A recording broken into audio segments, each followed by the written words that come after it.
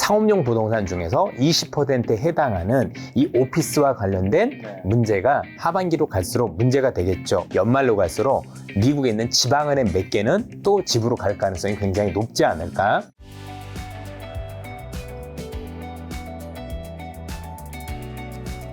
그럼 이제 지금 이사님은 주식시장에 계신 지 몇 년 되셨죠? 지금 뭐 20년이 훨씬 넘었죠. 예. 20년. 예. 벌써 20년이 넘으신 그러면 이사님이 봤을 때 올해 추석 전에가 이 증시가 그렇게 좋지는 않잖아요. 왜냐하면 뭐 연휴가 있으니까 돈을 특히 연휴가 길면 그렇습니다. 길면 길수록 네. 뭔가 무슨 일 생길지도 모르고 어쨌든 연휴가 길수록 돈을 좀 빼놨다. 내가 네. 써야 될 수도 있고 한데 이제 그래서 지금 뭐 증시가 좀 안 좋은 부분도 있을 수 있을 것 같은데 그럼 이제 연휴 끝난 추석 이후에는 보통 증시가 좀 어떻게 되나요? 그래도 조금 안정화됐었던 사례가 많았었던 것 같고요. 대체적으로. 근데 그거는 아시겠지만 뭔가 이슈가 있는 건 바이 건별로 다릅니다. 예컨대 이번 같은 경우도 뭐 안정화될 거냐 아닐 거냐 여부는 잘 아시다시피 또 미국에서 또 연방정부 셧다운과 관련해서도 변동성이 있잖아요. 원래 연방정부 셧다운 정도만 놓고 보면 큰 이슈가 아닌데 신용등급을 건들면 또 다른 거잖아요. 그죠? 연방정부 셧다운 또 모르신 분도 많을 것 같습니다. 예. 얘기해 주시면 됩니다. 여러분도 아시겠지만 미국은 회계연도가 10월부터 시작을 하거든요. 그러면 회계연도가 10월에 시작을 하게 되면 미국 의회가 예산과 관련된 결산권을 가지고 있잖아요. 요걸 승인을 해줘야 돼요. 그래야 10월 1일부터 미국 정부가 돈을 쓸 수 있는데 지금 이게 아직 통과가 안 됐어요. 통과가 안 되고 넘어가게 되면 10월 1일부터 당장 돈이 없으니 연방정부가 문을 닫고 그래서 공원 같은 데 문 닫고 공공기관 문 닫고 또 공무원들 같은 경우가 무급휴가를 가게 돼요. 이러면서 시장이 부정적이게 되는데 사실 이것 자체가 경제에 미치는 영향이 굉장히 크지는 않아요. 근데 뭐가 문제냐면 지금 글로벌에 있는 무디스를 비롯해서 수많은 여러분도 알고 계시는 그 신용평가 기관들이 지금 미국의 재정적자 빚이 문제가 아니라 이 빚을 넣었던 정치적인 대립이 문제다라고 자꾸 얘기를 하고 있는데 이게 정치적 대립 때문에 생기는 거거든요. 쉽게 얘기해서 지금 미국의 의회는 공화당이 잡고 있고 공화당 내에서 이번 예산이 보니까 너무 방만해 보이는 거예요. 그래서 예산 좀 줄여라.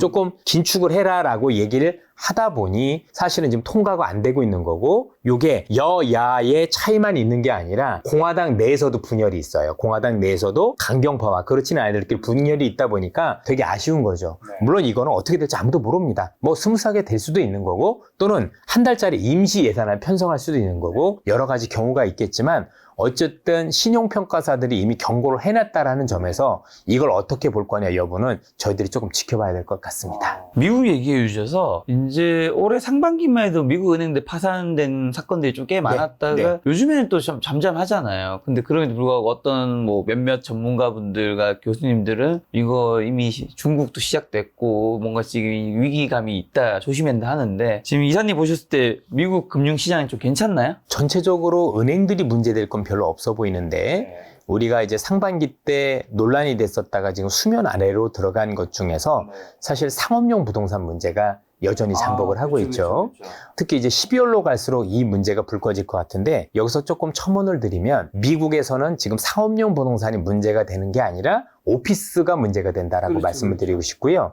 상업용 부동산 내에서 전체 오피스가 차지하는 비중 19% 정도가 됩니다. 오피스를 제외하면 그럼 상업용 부동산은 뭐가 있는데 일단 아파트라고 해서 다세대 주택이 있고 공장도 있고 호텔도 있고 여러 가지를 합쳐서 우리는 상업용 부동산이라고 보통 얘기를 합니다. 그런데 이게 문제가 되려면 당연히 공실률도 높아지고 그 다음에 임대료도 낮아져야 되잖아요. 그런데 아파트 쪽이나 아니면 공장 쪽 이런 쪽은요 지금 임대료도 올라가고 있고 공실률도 내려가고 있어요. 그래서 이쪽이 문제가 될 것 같지는 않고 지금 공실률도 올라가면서 임대료도 올라가지 않는 쪽이 지금 사실 오피스 쪽이거든요. 그래서 상업용 부동산 중에서 20%에 해당하는 이 오피스와 관련된 문제가 사실은 하반기로 갈수록 문제가 되겠죠. 왜냐하면 이게 흔히 우리는 리츠라고 하는 상품인데 리츠라는 거 우리가 투자를 하는 거잖아요. 이게 올 연말, 내년 연말에 만기가 많이 돌아와요. 그럼 이게 차환 발행이 돼서 이연이 돼야 문제가 없는 건데 이 금리에 그러니까 옛날에 이걸 돈 빌릴 때는 1, 2%밖에 안 됐는데 지금 7, 8%에 달하는 이 금리에 수익성 안 나오고 그런다면 약간 시장에 잡음이 생길 수 있을 거잖아요. 그래서 그런 어떤 잡음 가능성은 있다. 그래서 제가 볼 땐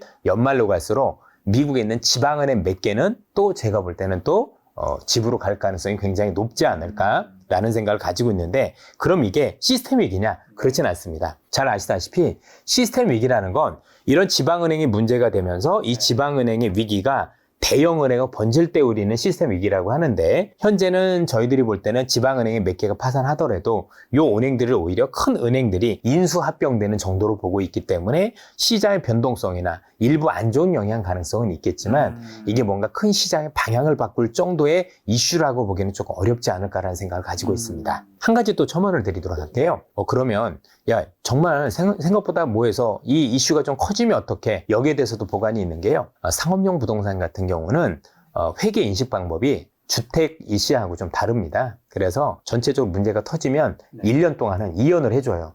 내년에 한번 갚아봐 해서 롤오버를 그냥 해주거든요. 그래서 이 금융기관들이 1년 정도는 봐주고요. 2년째에서도 어떻게 되는지 한 번 더 지켜보는 특성들이 있어요. 그 회계 방식이 그렇습니다. 그래서 혹시나 문제가 생긴다고 하더라도 금융권에 뭔가 직접적인 파괴력 있는 영향을 미치는 건 올해 내년은 최소한 아니다. 그리고 3년이나 4년 뒤부터 반영하는 것들이 일반적이에요. 2008년 금융위기 때도 그랬거든요. 그래서 뭔가 올해 상업용 부동산, 특히 오피스와 관련된 문제가 생긴다라면 앞서 말씀드린 것처럼 분명히 부정적인 영향은 있겠지만 오히려 금리는 조금 인하 쪽으로 기울 수 있는 영향은 되겠죠. 그러나 이것 자체가 뭔가 시장 시스템 위기 또는 우리가 흔히 얘기하는 금융위기로 발전될 가능성에 대해서는 저는 낮다라고 저는 개인적으로 생각을 하고 있습니다.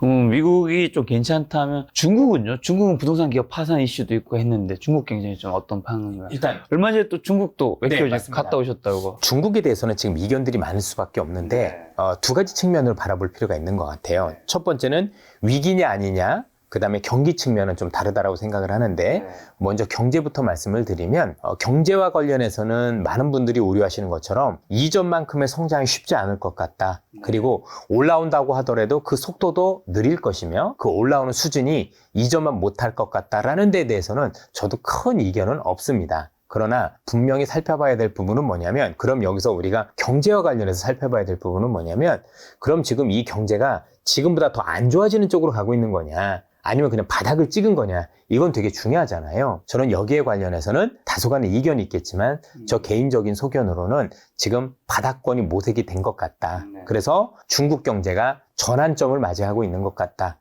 그러니까 여기부터 위기가 확산이 되고 그러면서 경계가 더 안 좋은 쪽으로 가는 쪽보다는 현 수준에서 뭔가 반등을 모색하는 쪽에 모습을 두고 있고, 실제 중국에서 발표됐던 최근에 8월에 소매 판매를 비롯한 대부분의 지표는 반등을 했습니다. 물론 일시적일 수도 있겠죠. 근데 제가 이렇게 판단하는 가장 큰 이유는 중국의 정책이 전환이 됐기 때문입니다. 아무도 그 얘기를 지금 하시진 않지만 이미 중국이 그동안에는 부동산 개발 업체와 관련돼서 구조조정 의지를 굉장히 크게 비췄었잖아요. 그죠? 물론 아직도 구조조정이 끝나진 않았습니다만 이번에 비구이유한, 즉 벽개원 사태를 계기로 정책을 전환했다라는 걸 알고 계실 거고요. 그 정책 전환의 첫 번째가 그 전달에 있었던 정치국 회의에서 여러분들 잘 알고 계신 문구, 집은 뭐 투기하는 곳이 아니다, 이런 문구를 삭제를 했고, 그리고 최근에 비구이유한, 즉 벽개원과 관련해서는 채무를 상환해주는 쪽으로 방향을 잡았고요. 동시에 부동산과 관련된 아시겠지만 정책들을 많이 쓰기 시작했습니다. 부동산, 주식, 경제와 관련된 엄청난 정책들, 바주카포 이런 어마어마한 정책은 아니지만 정말 많은 정책들을 계속해서 쓰고 있다라고 보시면 될 것 같은데, 대표적인 정책을 소개를 드리도록 하죠. 중국에서는요, 일선 도시가 굉장히 중요합니다. 베이징, 상하이, 그렇죠? 이런 도시들이 굉장히 중요한데, 중국은 후커우 제도라고 해서 호적 제도가 있어요. 이 호적 제도가 왜 무섭냐면, 중국에서는 대학을 갈 때 이 호적 제도와 연관이 있는 게, 예를 들면 제가 북경에 있어요. 그럼 북경 시민이다. 그럼 북경대 칭화대 가는데 쿼터가 정해져 있어요. 북경 시민한테 절반 가까이를 줘요. 또 우리가 상하이에 있으면은 제가 이제 정확한 비율은 아닙니다. 정확한 비율은 아닌데 상당 부분 줍니다. 제가 요 자료를 몇 년 전 자료를 가지고 있는데, 그 당시에 상하이는 거의 50% 이상을 상하이 시민한테 상하이는 대학에 입학권을 줍니다. 지역별 약간 커터제 같은. 예, 그게 있어요. 그게 정해져 있어서 그게 나와 있더라고요, 정확하게. 제가 막 요 휴대폰에 그 자료도 가지고 있는데, 상하이에는 여러분도 잘 아는 푸단대, 보통 복단대 또는 상하이 교통대, 요런 대학들이 우리나라 외교는 거의 스카이예요. 칭화, 베이징 다음에 앞서 말씀 요 대학들이 3, 4위를 이렇게 기록하고 있는 대단한 대학들이거든요. 그러면 내가 지방에 살면 이 대학을 가는데 공부를 정말 잘해야 되지만, 물론 상해 북경에서도 1, 2등 해야 되겠지만 그래도 들어가기가 쉽죠. 그렇죠? 그래서 여기 집값이 되게 중요한데 그동안엔 중국에서는 집을 살 때 어떤 제도가 있었냐면 증거금 제도가 있어요. 네. 예를 들어서 생애 첫 집을 살 때 내가 생판 첫 집을 살 때는 증거금 20% 나머지는 80%를 빚을 빌려도 돼요. 근데 두 번째 살 때는 30%까지 올라가요. 네. 세 번째 살 때부터는 60에서 80까지 올라요. 중요한 건 집이 세 채가 아니라 내가 집은 첫 집을 팔고 두 번째 집으로 갈 수 있겠죠. 예를 들어서 내가 여의도에서 집 팔고 마포로 왔어요. 그럼 나는 여전히 집이 없는 건데 그걸 두 번째 집으로 보는 거예요. 그럼 그게 30%. 근데 내가 마포에 왔다가 다시 공덕도로 가고 싶다. 그럼 이거 80%까지 올라가요. 증거금이. 그러면 나는 집이 여전히 하나인데 집을 살 때 10억짜리 집을 사면 8억의 현금이 있어야 돼요. 그럼 집을 살 수 있겠습니까? 없겠습니까? 없죠. 근데 이 제도를 이번에 풀어버렸어요. 어떻게 했느냐? 집이 없으면 30% 해주는 걸로. 그러니까 두 번을 이사 가든 세 번을 이사 가든 상관없이 지금 집이 없다라면 증거금 30%, 즉 10억이면 3억만 내고 나머지는 빌릴 수 있도록 그만큼 집을 살 수 있는 사람들의 기회가 높아지죠. 요걸 풀어주면서 최근에 북경과 상하이 기준으로 지금 거래량이 엄청 늘어나고 있어요. 그래서 이게 추세가 유지될지 굉장히 봐야 되는데 요 추세가 유지된다라고 보면 부동산 구조 조정이 아직 끝난 건 아니지만 어쨌든 정점을 찍고 전환점을 맞이할 가능성이 높다. 저는 그렇게 보고 있습니다. 부동산 시장도 뭐 여전히 좋진 않지만 어느 정도 이제 위기는 조금씩 벗어나는 예. 수 있다. 그리고 이렇게 보셔도 됩니다. 중국이 진짜 우리가 생각하는 정도로 위험하다면 유가 100불 근처도 못 갑니다. 유가 30불까지 내려갈걸요? 중국이 왜냐하면 전 세계에서 제일 많이 쓰는 애들인데 그렇죠. 얘들이 경제가 안 좋은데 유가가 올라가고 있다? 그건 앞뒤가 안 맞는 얘기예요. 그래도 최소한 중국이 좋아지는 것까지는 아니나 뭔가 그래도 바닥을 찍어가고 있다라는 어떤 그런 심증들이 있기 때문에 사실은 유가가 어느 정도 올라가고 있다고 봐야 된다라면 현 수준에서 중국에 대해서 좋게 얘기할 필요는 없지만 너무 극단적인 비관론에 빠지는 것도 제가 볼 때는 좀 지양하시고 향후에 이번에 8월에 지표 좋았으니까 한 달 가지고 모르잖아요.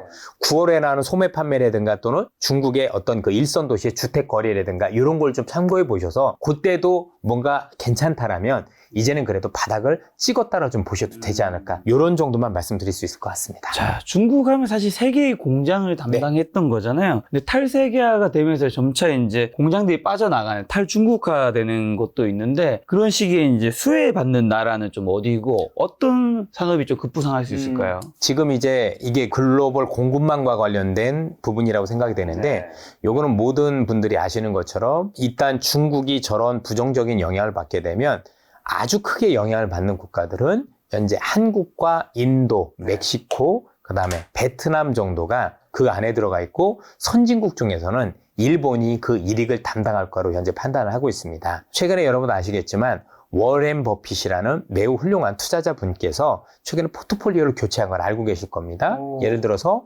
일본에 그죠? 상사를 사는 반면 TSMC를 비롯해서 대만과 관련된 업체에 대한 비중을 줄였거든요. 뭐 이게 왜 줄였는지 잘 알 수는 없지만 큰 그림을 놓고 보면 중국과 관련된 공급망 업체들은 비중을 줄였다라고 볼 수 있을 것 같고 미국이 새롭게 뭔가 공급망을 체결하는 중심으로 그죠? 왜냐면 비아디도 팔았거든요. 비아디라서 전기차 업체도 판 걸 보면 현재 중국과 관련해서는 포지션을 줄이고 있고 반면에 앞서 말씀드렸던 일본이라든가 이런 쪽에 대한 포지션을 늘리고 있는 걸 놓고 보면 앞서 말씀드렸던 일본, 그 다음에 인도 그리고 한국 이런 기업들이 그래도 1차적으로 수혜를 받는 국가들이 아닐까라고 생각이 듭니다. 인도랑 베트남은 뭐 생산 공장 같은 걸로 이해가 되고 하는데 멕시코는 뭔가요?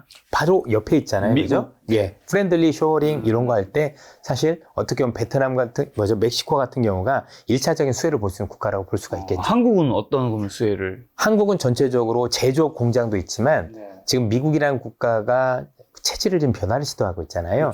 그 체질 변화할 때 체질 변화에 최적화된 뭐 예를 들면 인프라를 깔 때 사실은 뭐 예를 들면 송배전도 있을 거고 아니면 굴삭기도 있을 거고 여러 가지와 관련해서 사실 중국을 배제했기 때문에 우리 기업들이 되게 좋을 수밖에 없는 것 같아요.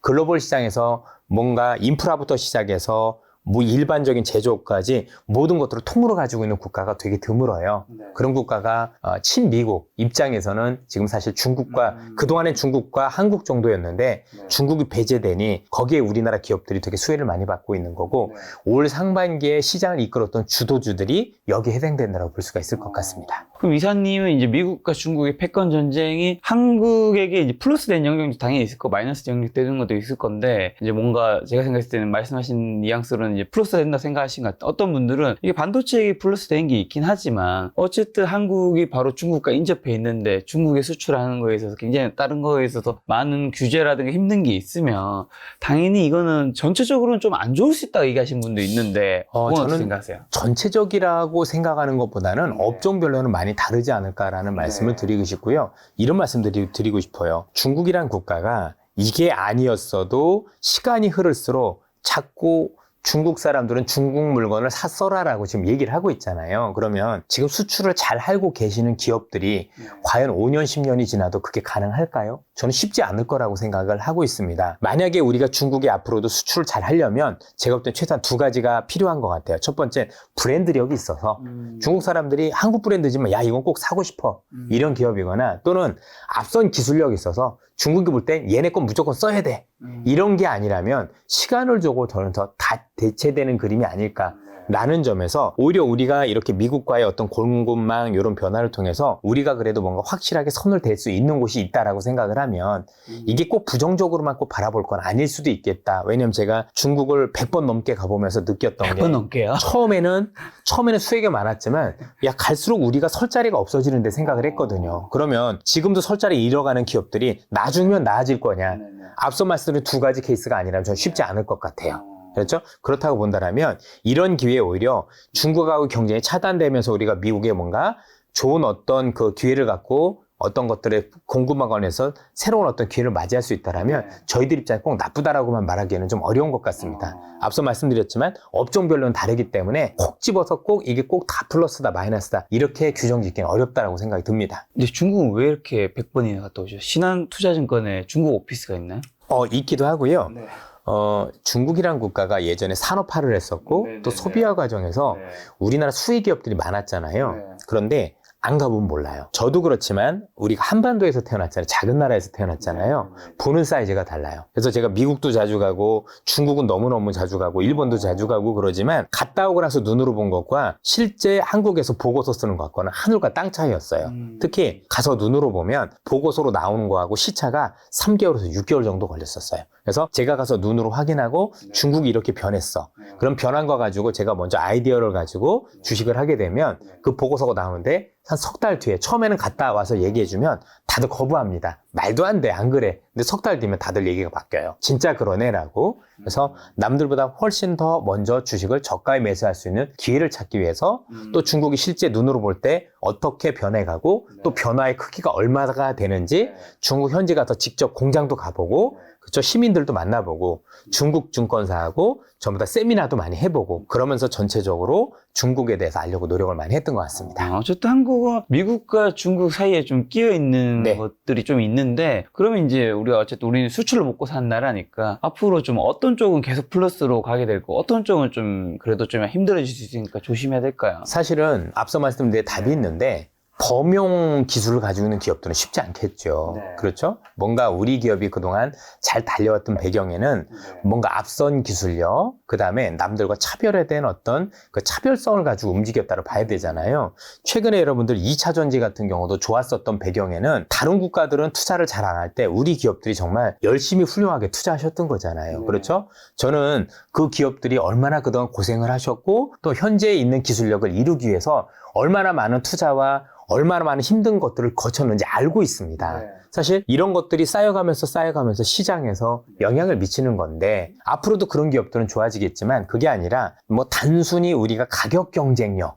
뭐 동남아 분들 채용을 해서 가격 경쟁력이 갖고 있거나 남들도 다 만들 수 있는 이런 상품이라고 보면 제가 볼 때는 시간의 문제인 거지 결국은 경쟁력을 잃어갈 가능성이 높다. 궁극적으로 우리 국가가 수출하는 국가라고 보면 수출하는 기업들의 기술력이 차별화된 그래서 글로벌적으로 우리 걸 안 쓰면 안 되는 그런 관련 기업들만 살아남지 않을까라고 생각을 하고 있습니다. 기술력이 있는 네. 곳들이 플러스 된다.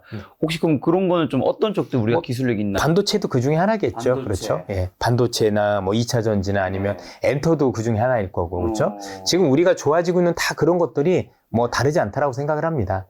물론 향후에 기업마다 많이 다를 수 있다고 생각은 하고 있습니다. 예. 혹시 그럼 엔터를 타고 이제 식음료 쪽은요? 요즘 케이팝을 타고 한국 음식 많이 먹잖아요. 요즘 점차. 엔터가 얼마나 우리 글로벌 시장에서 한국을 선진국으로 부각시키는지 확실히 저는 영향력을 느끼고 있고 그러니까요. 이 파급력이 식음료뿐만이 아니라 많은 부분에서 영향력을 미칠 것 같아요. 그렇죠? 품목별로 많이 다를 거고 저는 거기에 대해서도 별로 이견이 없습니다. 예. 사실 우리가 옛날에 먹던 핫도그와 지금 핫도그가 다르진 않잖아요. 그렇죠. 근데 이렇게 각광을 받을 수 있는 건 사실 이런 엔터 이런 걸로 해서 한국에 대한 인식이 좋아졌고 요즘 여러분도 어느 정도냐면 해외 나가면 애들이 한국말을 배웠어요. 한국 노래 하려고.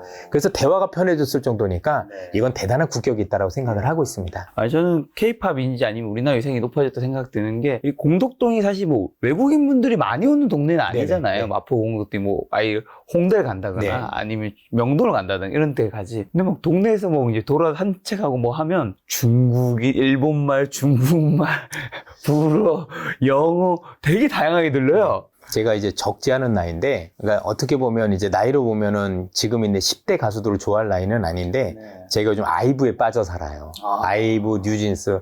집에서 노래도 따라 부르는 게 아니라 춤 연습도 열심히 할 정도로 좋아서 하는 거거든요. 춤추시나요?